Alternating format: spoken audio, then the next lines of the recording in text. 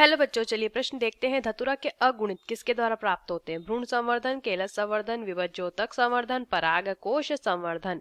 तो आइए जानते हैं हमारे प्रश्न की मुख्य अवधारणा। यहाँ लिखेंगे मुख्य अवधारणा। हमारा प्रश्न जो है संबंधित है धतूरा से, धतूरा पादप से। ठीक है, अब जानते हैं यहाँ पे कि जो धतूरा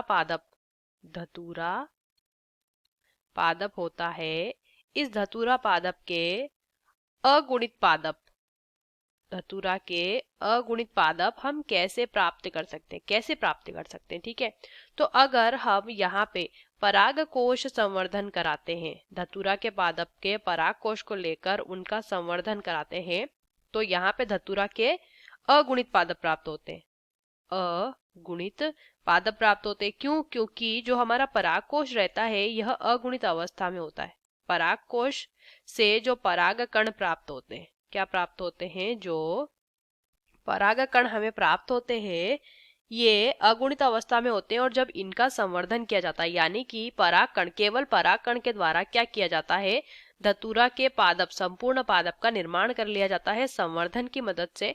संवर्धन में हम क्या करते हैं? उसे आवश्यक पोषण, आवश्यक परिस्थितियां उपलब्ध करवाते हैं, और उसकी एक कोशिका, जैसे कि परागकण हमने लिया है, उससे संपूर्ण पादप का निर्माण कर लेते हैं। तो चूंकि परागकण अगुणित अवस्था में होता है, तो पादप का निर्माण भी किस अवस्था में होगा?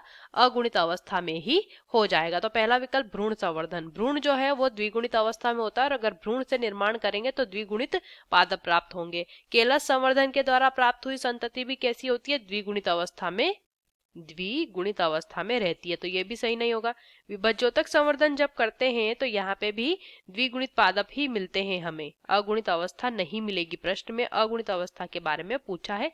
अगुणित अवस्था आपको परागकोश संवर्धन से मिलेगी। विकल्प डी हमारे प्रश्न का सही उत्तर हो जाता है। आशा करते हैं आपको इस प्रश्न का उत्तर समझ आया होगा। धन्यवाद।